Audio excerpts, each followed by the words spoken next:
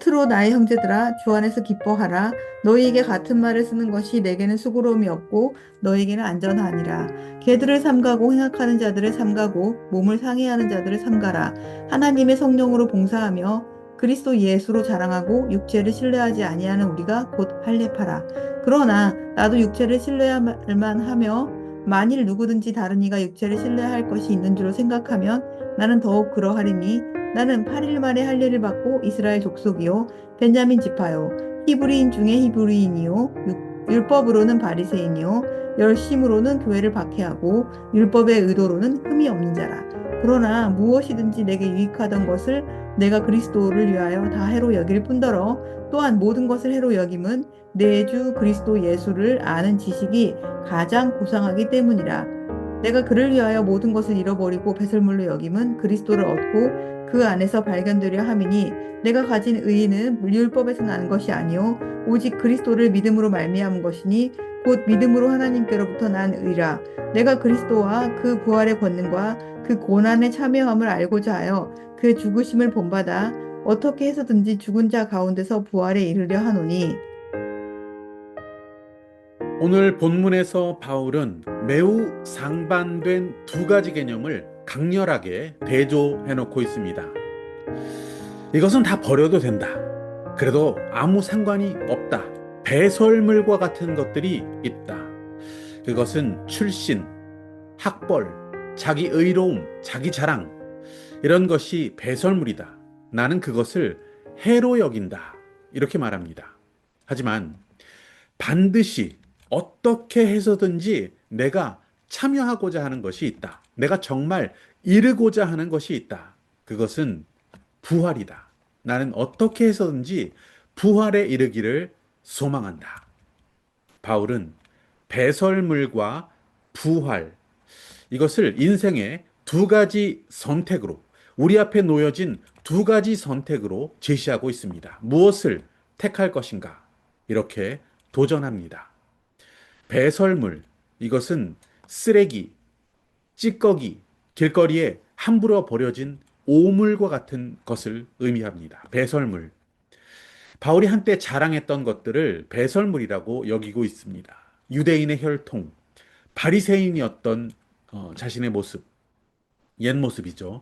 또 율법을 준수하기에 매우 힘썼던 자기 의로움, 종교적 열심, 권위 있는 교육기관에서 배웠다는 그 학벌, 이 모든 것을 배설물로 여기겠다라고 합니다. 이것을 그리스도를 위해서 내가 다 해로운 것으로 여기겠다, 버리겠다. 예수 그리스도를 아는 지식이 가장 고상하기 때문에 나는 이 모든 것을 배설물로 여길 것이다. 그리스도를 얻기 위해 나는 그 배설물들을 다 버릴 것이다. 이렇게 선언하고 있습니다. 바울은 알았습니다. 학벌, 연봉, 인기, 사람들이 인정해 주는 것, 또 세상에서 성공하는 것, 이런 모든 것들은 다 죽음 앞에서 또 영원한 하나님 나라 앞에서 무가치하다는 것을 그는 깨달았습니다. 이것은 그저 자신의 영혼을 잠식해 들어오는 무익한 것이다. 세상 자랑, 이것이 얼마나 해로운 것인지를 그가 알게 되었고, 나는 이것을 다 배설물로 여기겠다. 이렇게 말하고 있습니다. 어떤 청년이 이런 간증을 한 일이 있습니다.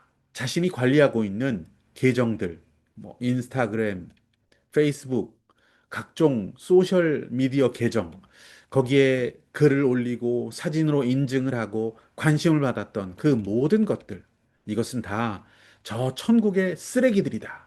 라는 것을 알게 되었습니다. 이런 고백을 했습니다. 그렇습니다. 우리가 선택해야 할 인생은 그리스도 예수 안에 있는 영원한 삶, 부활을 준비하고 부활을 꿈꾸는 삶, 이것이 중요합니다. 오늘 본문 10절 말씀 보시면 내가 그리스도와 그 부활의 권능과 그 고난의 참여함을 알고자 하여 그의 죽으심을 본받아 어떻게 해서든지 죽은 자 가운데서 부활에 이르려 하노니.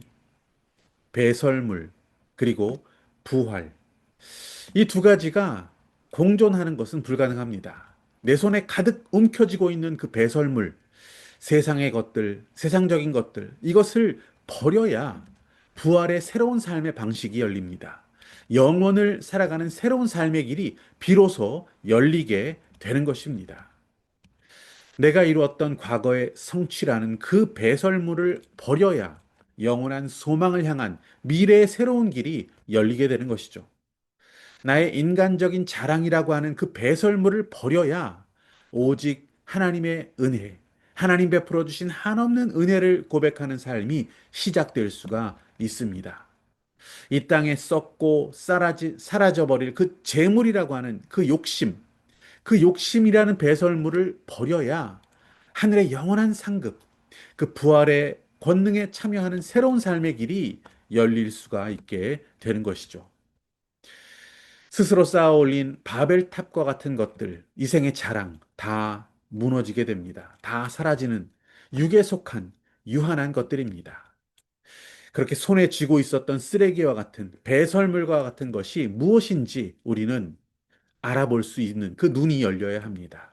그것이 보이기 시작한다면 우리는 감사해야 합니다. 버리기에는 사실은 아직 좀 여전히 아깝게 느껴지기도 합니다. 하지만 부활의 빈손이 더 귀하고 아름답고 영원하다는 것을 믿는 믿음으로 배설물을 버리는 인생. 그 배설물을 버린 인생은 더 이상 세상의 그 악취나는 그 더러움에서 해방된 삶을 살아갈 수가 있게 되는 것이죠. 영원한 것, 영원한 것은 썩지 않습니다. 그 자체로 아름답습니다. 고린도전서 말씀 15장 42절 보시면 썩을 것으로 심고 썩지 아니할 것으로 다시 살아나나니 라고 하셨습니다. 부활의 삶, 부활의 삶을 사는 인생은 이제 더 이상 그 썩은 냄새가 진동하는 인생이 되지 않습니다. 생명의 향기가 넘쳐나는 그런 새로운 인생이 펼쳐지게 되는 것이죠. 이 세상 그 누구라도 육체의 노화를 막을 사람은 없습니다. 막을 방법이 없습니다. 우리의 인생이란 결국 후패해져가는 이 육체를 바라보면서 힘겨워하고 때로 절망하는 그 과정을 겪는 그것이 인생이라고 할 수 있습니다. 하지만 부활의 삶을 사는 인생은 그렇지 않습니다. 영원한 삶이 시작되었기 때문에 육체는 매일매일 후패할지라도 그의 영혼은 날마다 주 그리스도 예수 안에서 더욱 새로워져가는 인생을 살 수가 있습니다.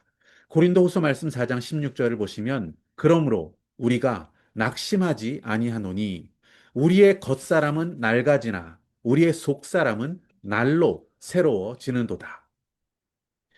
부활의 확신 가운데 영원한 삶을 살아가는 자는 다를 수밖에 없습니다. 어떤 원수도 용서할 수 있고 또 누구도 사랑할 수 있는 그런 인생을 살 수가 있게 됩니다. 왜냐하면 더 이상 우리는 이 땅에 속한 육신에 속한 인생이 아니라는 것을 알기 때문입니다.